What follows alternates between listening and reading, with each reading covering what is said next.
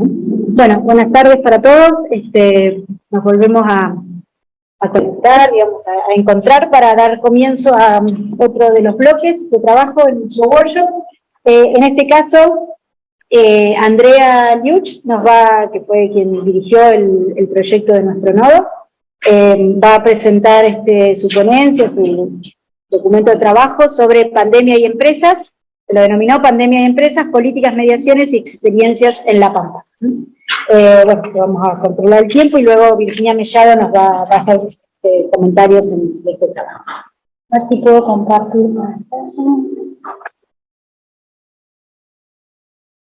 ahí están viendo la pantalla. Bueno, muchas gracias por estar. Esperemos que se puedan ir sumando. Complementando las discusiones que englobaron este proyecto, ahora las dos ponencias que siguen, vamos a enfocarnos más en las unidades productivas. Como vimos al principio, discutimos los alcances macroeconómicos de la pandemia en La Pampa, luego un pantallazo sobre políticas públicas, y Betsabe presentó más el plano social. Como yo ahora me voy a mover más al campo. Ahí está Mariana Heredia, gracias por sumarte, bienvenida. Voy a tratar de ser rápida porque es una ponencia larga, me quedó más larga de lo que yo hubiera querido. Unas cosas muy básicas como puntos de partida. Todos estábamos hablando recién en el corte el impacto que tuvo la propagación del COVID, no solo por los sanitarios, sino como hablaba María Silvia Delicia, las discusiones actuales de los impactos que tuvieron los cierres, ¿no? De la economía.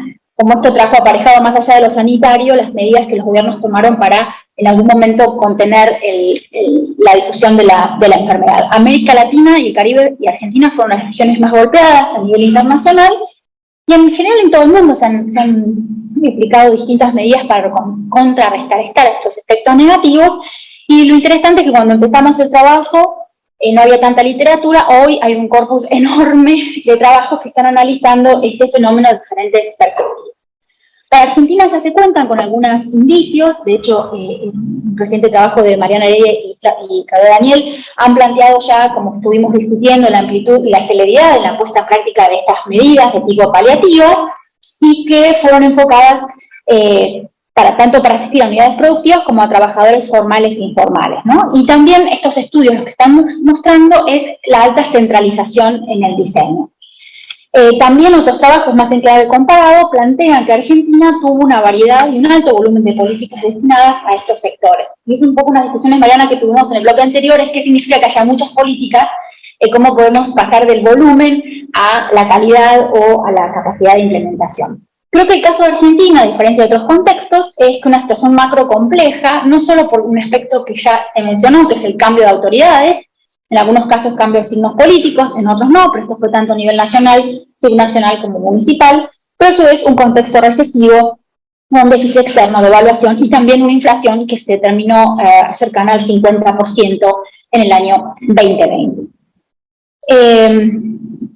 El proyecto PISAC es una contribución y un debate entonces mucho más general. Esto lo señala Mariana y otros trabajos, que la mayoría de los estudios disponibles hasta ahora han interesado las políticas de herramientas de intervención desde una perspectiva más institucional, menos ha tenido el hincapié en los beneficiarios o receptores y los mediadores comprometidos en la implementación. Entonces el proyecto propuso estudiar esas dimensiones, incluyendo el IFE y el ATP. Esto permite aportar al debate de las capacidades de las políticas, y también creo que una cosa muy importante del proyecto, como lo mencionabas al inicio del workshop, es esta vinculación con lo regional, ¿no? Aún el despliegue de políticas muy centralistas que ocurre en distintos espacios del país. En esta discusión mayor es que se enmarca mi trabajo. La agenda es lo que yo les quiero plantear, son 5 puntos. Yo hablo de un menú de ayudas a unidades productivas con foco en el ATP, luego pasar a las situaciones y experiencias del sector privado durante la pandemia, ya esto sí vinculado con el caso de La Pampa, revisar algunas de esas mediaciones. En este caso me voy a centrar en los profesionales de ciencias económicas o contadores, la ponencia que sigue envía a otros tipos de mediadores, y voy a introducir muy brevemente otras mediaciones y el acceso al financiamiento bancario, que es fruto de otro trabajo que estamos haciendo, en este caso con Virginia Mellado, para el libro que va a ser también síntesis de este PISAC y que va a ser publicado por Siglo XXI. Y algunas reflexiones finales. En metodología, al igual que mis colegas que me han precedido en el uso de la palabra, es una variedad de fuentes, incluso entre estadísticas, relevamiento de políticas, pero también creo que el aporte más original es el relevamiento de experiencias de decisores y mediadores que actuaron en la implementación durante el año 2020. Me voy a tener en las entrevistas, creo que fue un trabajo importante porque el nodo fue muy pequeño, como ustedes vieron, La Pampa es una provincia muy pequeña, y en el caso del ATP, o las unidades productivas, si ustedes quieren ver, Betsa mencionaba las entrevistas que se hicieron para el IFE, fueron 14 entrevistas a decisores, sectores críticos o no, distintos tamaños y también de distinta antigüedad. Tratamos de cruzar distintas actividades económicas. También se hicieron entrevistas a empleados que cobraron parte de su salario mediante el ATP, respetando esos mismos criterios. Por supuesto, son pautas comunes al proyecto nacional, lo cual permiten hacer comparaciones futuras. Y creo que un trabajo enorme que nos da muchísima tela para cortar son las 15 entrevistas que se hicieron a mediadores en 4 grandes áreas: Estado, áreas económicas y laborales, algunas han sido mencionadas por Dolores y Estela, a sindicatos, sobre todo los más grandes, entonces empleado de comercio, hotelería y turismo, y los trabajadores de sanidad, también a las cámaras empresarias, particularmente a 2, el Unión Industrial Pampeana, 3, perdón, la Asociación Empresaria Hotelera Gastronómica de La Pampa y la Cámara de Comercio Industrial y Producción de La Pampa, y a su vez a los contadores tuvimos diferentes perfiles, también hablamos incluso con el Consejo Profesional de Ciencias Económicas de la provincia de La Pampa. Así que bueno, fue como un despliegue de entrevistas que se hicieron durante el año 2021 en el marco del pico de la pandemia, ¿no? Y también para muchos decisores 6 meses es una eternidad, entonces vos le hablabas del ATP y decían, ¿qué es eso? Porque el ATP se había terminado en diciembre y esto era marzo, abril o mayo, ¿no? Entonces fue interesante y creo que también es un elemento a rescatar que pudimos condensar una política que, como bien decía María Silvia, mucha gente ya se está olvidando prácticamente de qué fue. Me voy a detener rápidamente en el primer punto. Hay mucha producción de cómo analizar las políticas públicas, cómo las clasificamos, de hecho estuvimos hablando. Yo, después de mucho leer, no me decanté necesariamente por los niveles que se estaban trabajando en el proyecto, usando más materiales que han producido la CEPAL, y son 4 grandes líneas, insisto, el sector productivo, las unidades productivas, otros son los sectores, mantener la liquidez en el corto plazo, y acá entran muchos que tienen que ver con la postergación de servicios básicos, cargas tributarias, contribuciones patronales, obligaciones crediticias, protección del mercado laboral y empleo registrado, terceros, apoyo a la producción de bienes y servicios, que prácticamente no se ha estudiado, pero por ejemplo a nivel municipal hay muchas de las cosas, de cómo capacito para que la gente ahora pueda vender online. Y cuarto, facilitar el acceso al crédito y líneas de financiamiento con garantías, que es un tema que sí estamos profundizando en otro capítulo. Otro que a mí me parece importante, y un poco le decía, es que las cronologías nos dicen mucho, yo soy historiadora, así que tengo una particular vocación por hacer cronologías. ¿Qué les quiero mostrar con esto? No sé si se ven bien. Hay un montón de información, tiene un fuerte sesgo por medidas económicas y medidas de financiamiento, pero lo que está claro es que el 20 de marzo, antes que sacara el decreto de IFE, ya el Banco Central de la República Argentina estaba tratando de incentivar líneas crediticias a una tasa máxima del 24%. Esto no es una obligación, pero es el que regula. Fíjense la suspensión de créditos, y el ATP aparece el 31 de marzo, ¿no? Y la reducción de despidos, ahí tenemos medidas que van a apuntalar este sector, que es protección del mercado laboral. Entonces vemos que las medidas en estos niveles se van, en esta primera etapa, entre marzo y mayo, superponiendo, y quiero marcar en rojo también un actor que se ha discutido, que es el Banco de la Pampa, que es rápido, porque en abril aparece una tasa cero, antes que aparezca a nivel nacional. Tasas previas son del 24% más. Insisto, son tasas negativas, ¿no?, en contexto inflacionario. Luego lo que empieza a aparecer es que el ATP, que este es un tema que ha trabajado más Mariana Heredia y Claudia Daniel, empieza a cambiar, ¿no? El IFE tuvo 2 rondas, no se modificó, el ATP sí tuvo varias modificaciones, pero ¿qué modifica el ATP? Además de agregar otras cosas, le agrega créditos.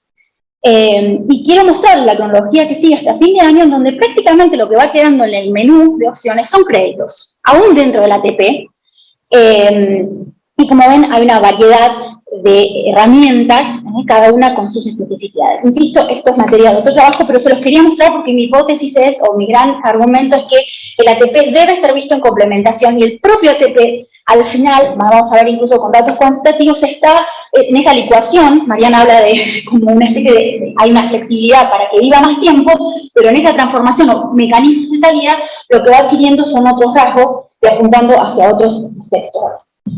Entonces, el programa ATP ha sido estudiado, no me voy a detener, pero es el programa estrella. Básicamente, ¿cuál es la diferencia? Hay transferencia en algunos puntos directa. Las empresas no tenían que devolverlo, parte de la compensación salarial. Hasta el 50%, no es el 100%. Creo yo que se alcance masivo, ya lo han dicho antes, a mí me parece que es un proyecto ambicioso, no he visto, Mariana, después me corregirás, no he visto muchas esas palabras, porque cubrió 3 de los 4 ejes que yo acabo de mencionar, salvo este apoyo más de apoyo a la producción de bienes y servicios. Dentro de este compendio de medidas, el foco estuvo en la protección del trabajo registrado en el subítem del ATP, que fue salario complementario. Voy muy rápido porque quiero contarles otras cosas. Las mismas autoras han hablado de política de sintonía fina. La AFIP, como la ANSES fue el organismo que controló, aquí fue la AFIP la que ganó protagonismo. Obviamente los indicadores en el sector crítico, no crítico y la variación de ventas. Hay un problema básico que no consideró inflación, entonces las quejas son en ese contexto inflacionario, cómo demostrar que había las ventas cuando la inflación no estaba ponderada, ¿no? El componente del salario complementario cubrió siempre un porcentaje y era decreciente a medida que la remuneración del trabajador era más alta. O sea, es universal, pero a la vez intentó poner algunos elementos para manejar cierta discrecionalidad, y esto iba a combinación con algunos acuerdos particulares que se hicieron con gremios. El gremio hotelero, gastronomía, por ejemplo, hotelero más que nada, hubo una reducción de salario en el contexto inflacionario, esto es lo que decían al principio, y pagaba el empleador, le quedó el 25%, 50% lo pagaba la ATP, el 25% desapareció, porque fue una reducción, y el 25% solo. Otros sectores no, tuvieron que cubrir el 50%, ¿no? Por lo menos en teoría. Hay cambios, como decíamos, flexibilidad, más continuidad, mucho más que el IFE. Hay una apertura de sectores, pero con cada vez más condicionalidades, no comprar dólares, no poder distribuir ganancias, cosa que las empresas empezaron a decir me conviene, no me conviene. Y yo diría que fue más selectivo en ese proceso y también menos masivo.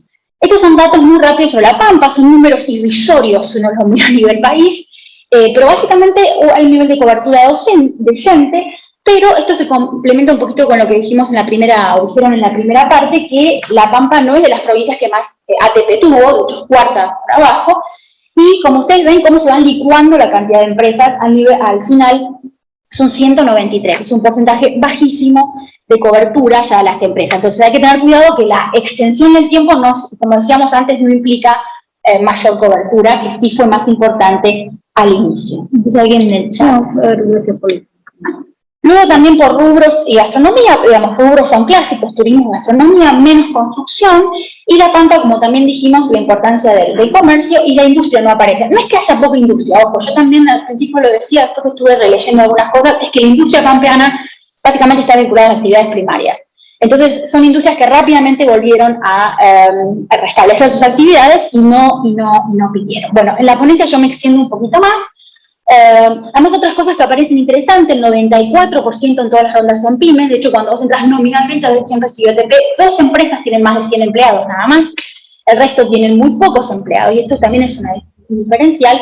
Y poco más de 70 empresas recibieron cada una de las primeras 5 rondas. Y 5 de ellas, más de 20, ni hablar más de 100. O sea, realmente hablamos que el ATP en La Pampa llegó a sectores pymes y micropymes, en algunos casos de un empleado, ¿no? Ahora, ¿qué pasa cuando vamos a las crisis y las experiencias? Esto por ahí no estuvo tan marcado en el proyecto de PISAC, pero por mi propia trayectoria profesional me interesa mucho analizarlo, que es cómo lo vivieron los decisores, sobre todo los empresarios de chicos a grandes, con un shock.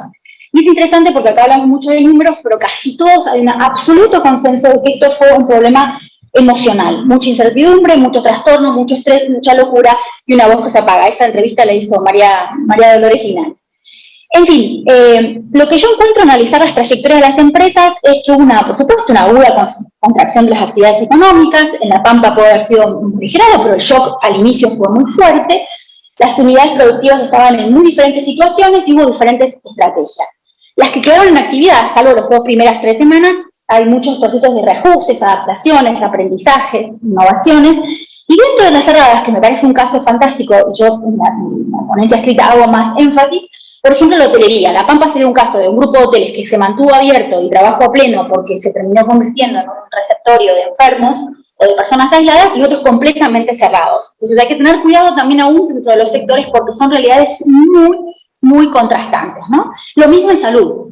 Entonces, los sectores de actividad son un vector explicativo clave de las divergencias en cuanto a las experiencias de las empresas, pero no es el único. La escala, trayectorias previas y los estilos de manejo del personal, porque en micropymes vos no puedes hacer una innovación si tu personal no está ahí acompañándote o vos tenés una capacidad de diálogo, ¿no? Porque hablamos de empresas que en promedio tienen 4, 5, 10 empleados, una relación prácticamente individualizada. ¿Qué pasa cuando vamos a mirar el ATP? Hay una valoración bastante positiva del ATP y de los múltiples impactos que estamos teniendo. Alguien hablábamos el otro día de la digitalización, de cómo aprender a vender, de hasta grupos de WhatsApp, alguien hablaba cómo empezaron a tener que reconvertir. Yo las dificultades o temas críticos los reordené, también me salí un poquito de algunas clasificaciones que estábamos usando en 4 ejes: circulación, no tanto el acceso a la información, sino la precisión de la información. La gente que dice, yo me enteraba porque los mecanismos, no entendíamos algunas cosas.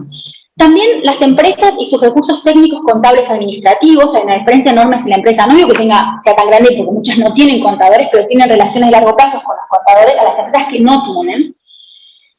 La gestión del personal y la forma de liquidar salarios. Hay empresas que eran muy informales y hay empresas que sí, entonces eso facilitó. Y los vínculos y conexiones institucionales, que también es un tema que va a ser profundizado seguramente en la próxima ponencia. Los usos, en otros lugares se han detectado usos como que la gente usaba para otras cosas el ATP. Nosotros tenemos algún registro indirecto, pero en la mayoría de los casos las empresas plantean que el ATP cubrió ese lapso en que las empresas se quedaron sin ingresos y pudieron cumplir por lo menos con parte del salario y fue a los empleados. Quiero decir también, por si alguien no está enterado de la dinámica del ATP, el dinero era depositado directamente en las cuentas del CBU. O sea, si alguien te lo quería sacar, el empleado tenía que ir, sacar y dárselo. Hubo casos, hemos detectado, de gente que le pagaba el salario completo y después le decía, dame lo que te depositaron. Y ahí se generaron bastantes ruidos al interior de algunas empresas, o tensiones, que es el otro punto que yo quiero decir acá. Porque luego del acceso, sorteadas estas dificultades, el tema es que la ATP no se pagaba del 1 al 5 como el salario, a veces se pagaba el 17, 18, eso generó mucho ruido, y eso generó que mucha gente cobraba menos, entonces hubo varios arreglos informales de vinculación. Alguien preguntaba antes por los desempleos, que estaban prohibidos, pero sabemos y hemos dicho, y llegamos a un acuerdo, entonces hubo en algunos casos reducción de algunos trabajadores, y una reconfiguración de conflictos, ¿no? Y esto está dicho por alguien de la Secretaría de Trabajo. No es que el conflicto desapareció en pandemia, el conflicto trabajador-empleado-capital-trabajo, sino que se reconfiguró.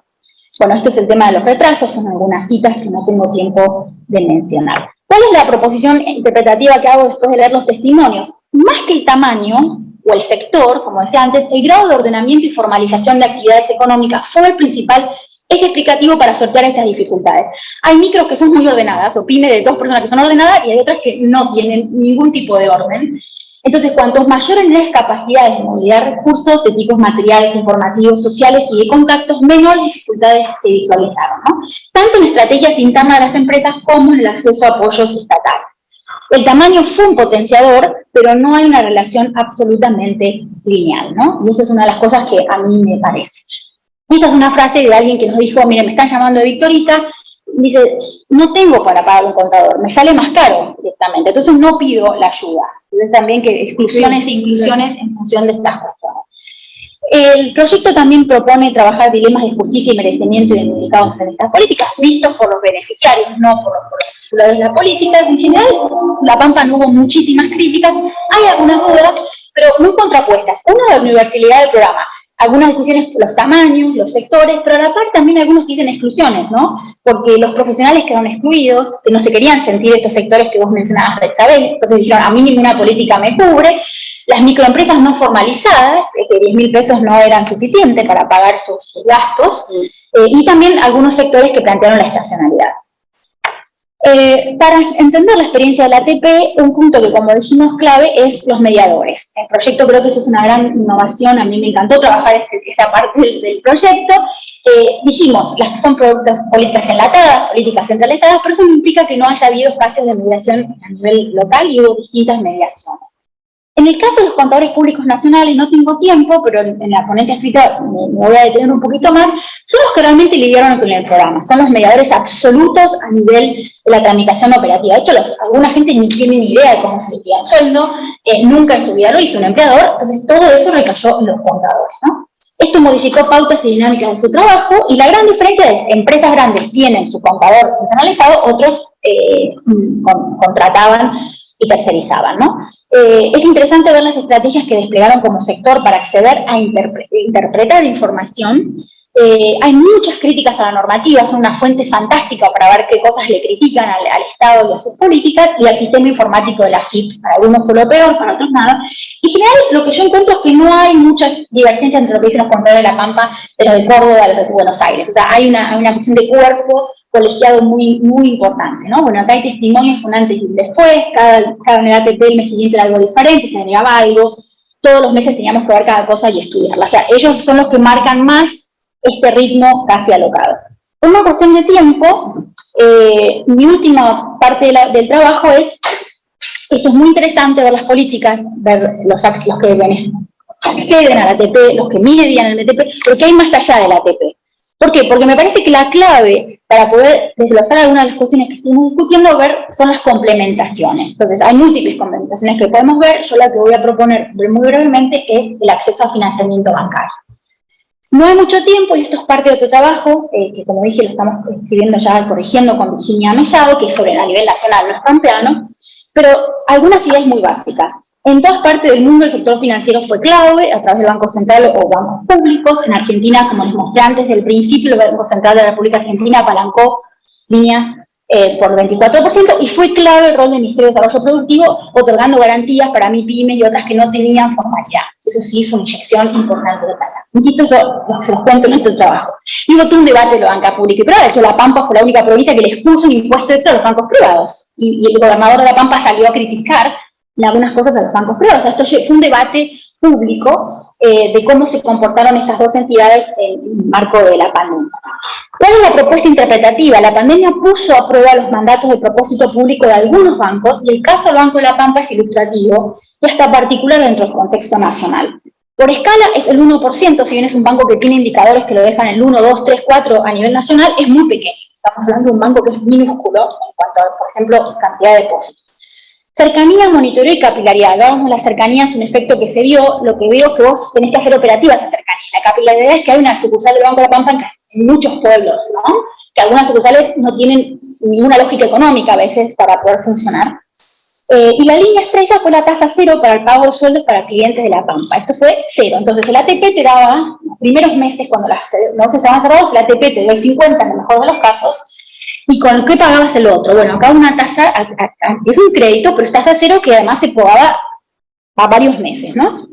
Y esto se rescata muchísimo, y hubo fuertes interrelaciones con sectores productivos. Además, los bancos hicieron otras mediaciones en pago de IFE, pagos de ATP, créditos y otras medidas.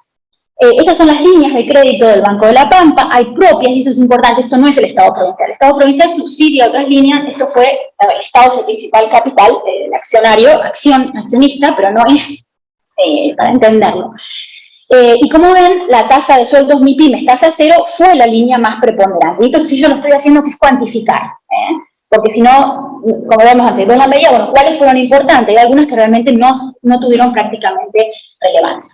Una cosa que es interesante para discutir los mandatos públicos y la cercanía, esta es la entrevista con el presidente del Banco de La Pampa, y yo le pregunté, bueno, ¿cuáles fueron las medidas más importantes? Y él me dijo, la tasa cero fue importante, pero la más fue haber duplicado los acuerdos en cuenta corriente y el mínimo a 50.000, porque en el shock de la pandemia, en este emocional, los cheques estaban dando vueltas, y vos no tenías con qué. Entonces, no cortaron las cuentas, que eso fue importante, y él dice, fue lo que nos ayudó a que los clientes de las empresas entendieran que estábamos todos juntos en esto, ¿no? El mandato público, más allá de que en Cristina me encantó, hay una declamación permanente, ¿no? De la función de los bancos, pero en esa cuestión.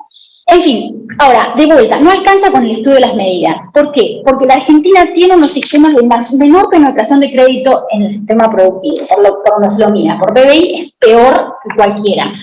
Entonces, por más que el Estado salió a financiar incluso créditos, las experiencias fueron muy visibles y muy asimétricas, y sí se complementaron con la ATP, como yo creo con el tasa cero, pero unos recibieron mucho crédito, porque ya tenían calificación bancaria, estaban aceitados, otros recibieron poco y algunos nada.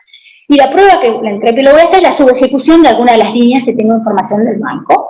Y las variables de vuelta, no es solo el sector o el tamaño, sino con el grado de formalización, calificaciones previas, la capacidad administrativa para los trámites, pero también detectamos en muchos usuarios una enorme cautela o desconfianza y no querer endeudarse. cosa que es muy común en la Argentina con lo que sabemos que ha pasado en otros años, ¿no? Entonces tenemos microempresarias, por ejemplo, que nos dijeron, preferimos no seguir contrayendo deudas, sino aportar con lo nuestro. Y aparece de vuelta a las familias.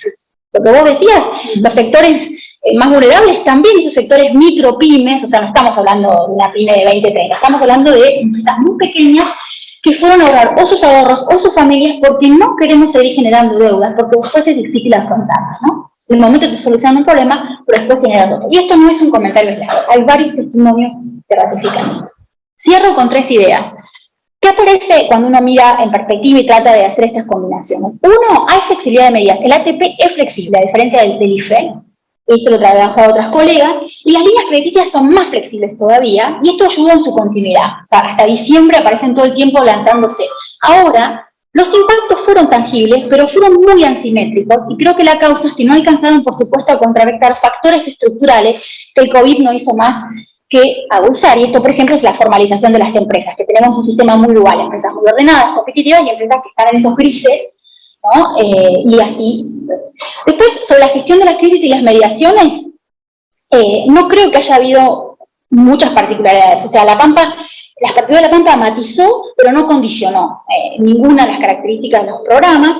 La escala sí impactó en cercanía y en la resignificación de viejos espacios, como puede ser el Banco de La Pampa, pero también nuevos espacios o ámbitos de mediación en el sector privado y público en pandemia.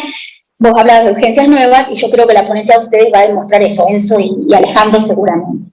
Y lo que creo que para mí es el problema que me gustaría seguir trabajando son las complementaciones, ¿no? Abrir el debate del análisis de acceso a otro tipo de recursos para comprender las implementaciones y el uso de recursos, en este caso de las empresas, y entender mejor cómo se complementaron o no con otras ayudas estatales, nacionales, subnacionales y municipales. Me callo la boca. Muchísimas gracias. Bueno, tenemos a Virginia, ya que andaba por ahí, ya la habíamos visto, había participado yo un ratito. Sí, acá estoy. ¿Cómo andás? ¿Me escuchan bien? Perfectamente. Sí. Bueno, te damos unos minutos para que puedas hacer el comentario de lo que ha presentado Andrea.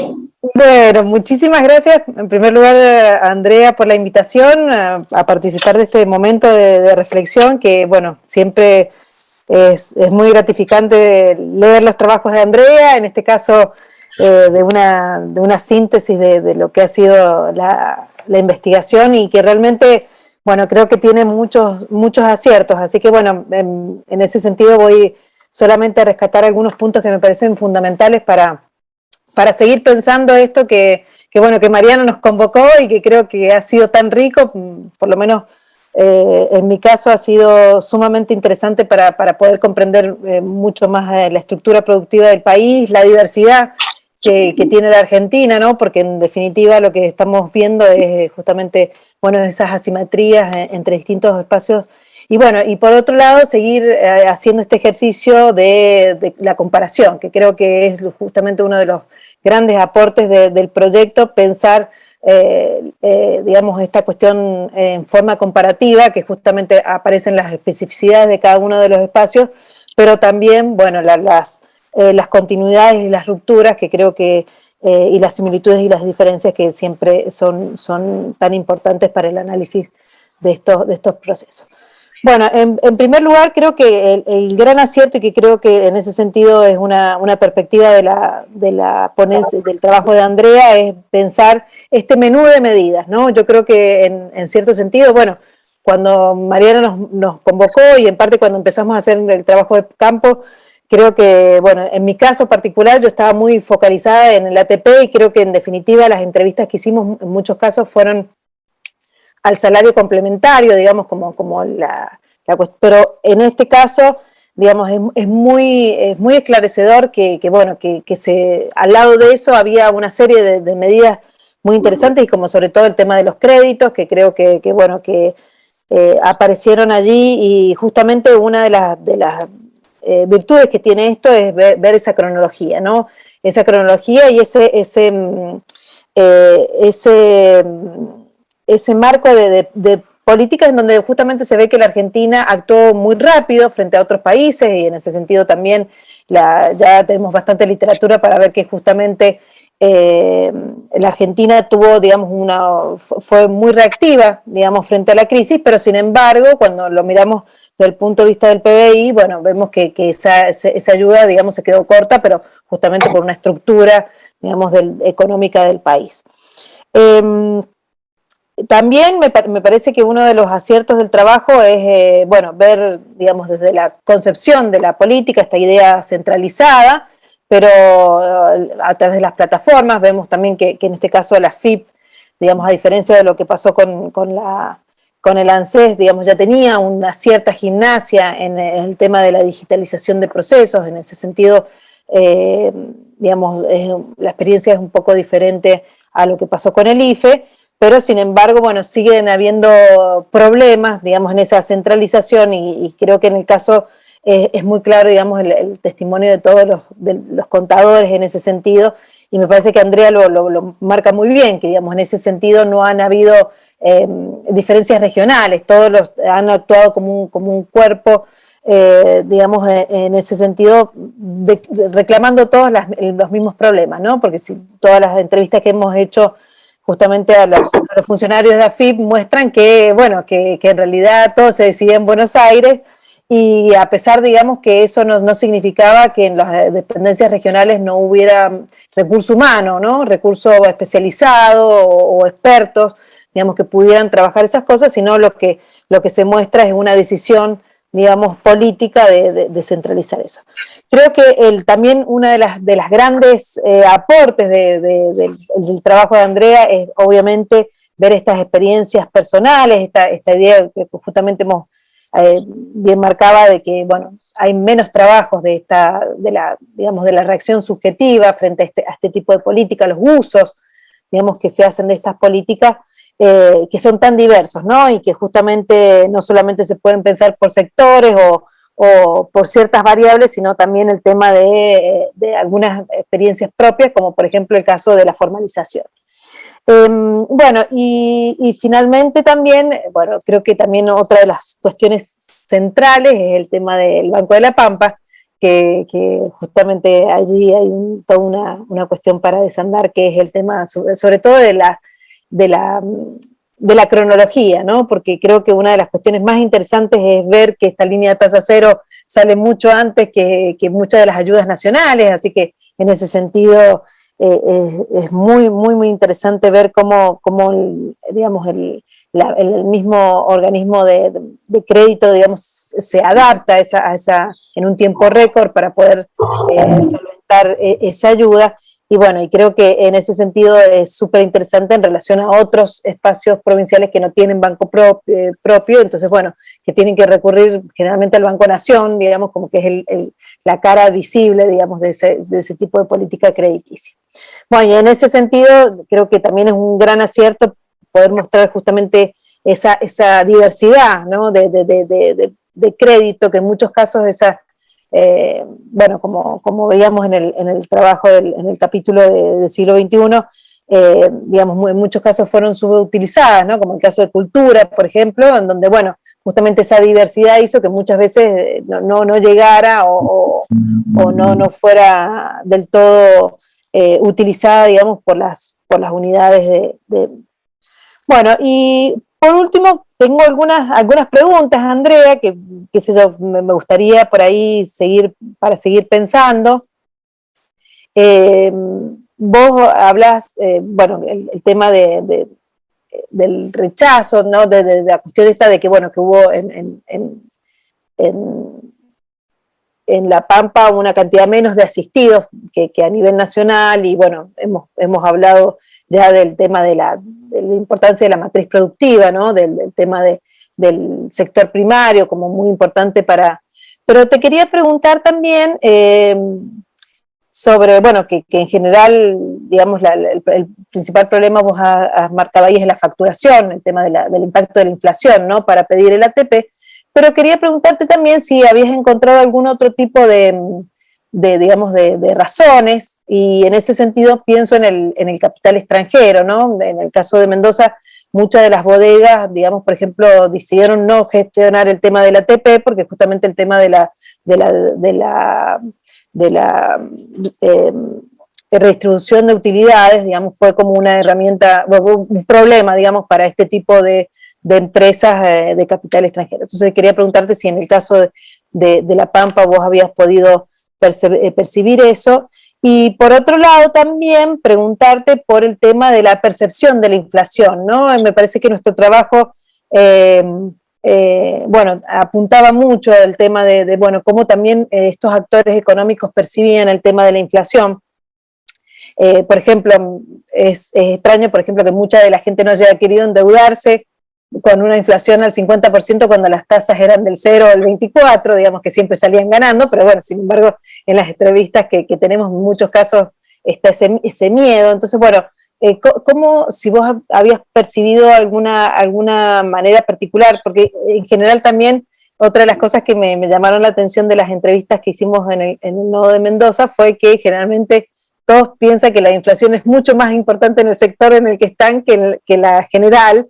En todos los sectores pasó lo mismo, así que bueno, si tenéis alguna reflexión sobre esta cuestión de la percepción subjetiva de la inflación.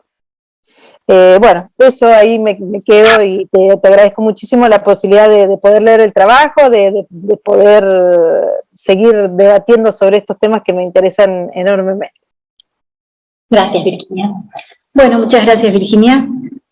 Bueno, no sé si alguien que esté conectado quiere hacer alguna pregunta a Andrea o bueno, Enzo, ¿querés arrancar vos? Va a tener, o venite más acá, o prender el micrófono. Sí, tenés que venir. ¿Ahí se me escucha bien? Habla fuerte. ¿Te importa la voz? ¿Se me escucha bien ahí o no? Bueno, no, Sí, lo mío era un comentario en función de un tema que mencionaste que tiene que ver con la reticencia del crédito, que algo que me pareció interesante.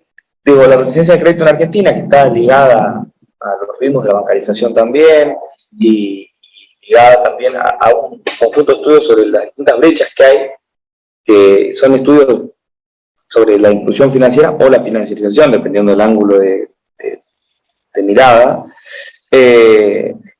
y pensando en las posibilidades operativas del Banco de la Pampa, con esto que vos mencionás sobre la capilaridad, fundamentalmente sobre la capilaridad. Pensaba, digo, qué interesante puede resultar conocer bien este caso para establecer en algún momento comparaciones con otras provincias donde no existan estos bancos semipúblicos o públicos, con este grado de capilaridad, con este grado de monitoreo de la información que está preciado en la intermediación financiera, ¿no? Esta posibilidad de intermediar está completamente ligada a la información.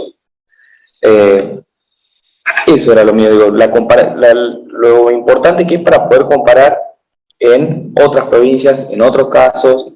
Ese era mi comentario. ¿Querés contestar, Andrea, o querés que vemos si hay? Bueno. No sé si alguien tiene alguna otra pregunta. Ay, Mariana está levantada. André, qué placer escucharte, es tan interesante y yo sigo aprendiendo de cada uno de los miembros del proyecto que fue profundizando, refinando y sofisticando el denominador común que compartimos, y ahí para seguir la charla sin necesidad de que agotes las preguntas, pero en todo caso surgió también en otras conversaciones dos inquietudes que me gustaría como que dijeras algo al respecto. Una es la cuantificación de los recursos que el Estado transfirió a las empresas, ¿no? Y tratábamos de medir el ATP y decíamos es muy problemático porque, bueno, cómo se computan compensaciones salariales, reprogramación de cargas previsionales, créditos, ¿no? Y en algún momento con Virginia decían por ahí que en crédito se había ofrecido más que en compensación salarial. O sea, si podías decir algo sobre la complejidad de esos cálculos y cómo ustedes estaban resolviendo eso, si bien es materia más bien muchas veces tratada por economistas, me parece que hay algo de eso que también ilumina la diferencia a veces entre la visibilidad de ciertas políticas, la visibilidad pública y la magnitud presupuestaria, ¿no? Esa sería la primera pregunta. Y la segunda, que tiene que ver con la suspicacia que genera que el Estado pueda acumular mucha información. Hablabas en un momento, André, de la preocupación que te queda y que querés darle continuidad sobre la complementariedad de las políticas, ¿no? Entonces, yo pensaba, hay algo de lo que queda de todo este proceso pandémico, que es que el Estado logró recuperar, digamos, atesorar una cantidad de información de sus ciudadanos y de sus empresas que no necesariamente tenía antes. En algunas de las entrevistas que surgieron, que hicimos en Área Metropolitana de Buenos Aires, sobre todo en los establecimientos grandes que tienen una mezcla de formalidad e informalidad, había como cierta suspicacia hasta pedir al ATP, porque eso podía dejar un rastro, ¿no? Quería preguntarte si en un espacio más pequeño como La Pampa, y con la centralidad que tiene el banco, también había algo de esas suspicacias que se habían presentado en alguno de los testimonios o algo así, porque pensamos en ayudas, pensando en un estado de bienestar protector, pero donde supuestamente el Estado tiene un acceso a una información bastante transparente, en países donde el Estado no tiene esa capacidad de leer, ¿no? Y conocer a la sociedad en gran medida porque la sociedad es renuente a dejar esos trazos que podrían eventualmente comprometerla. Tal cual. Bueno, muchas gracias, Mariana. Voy a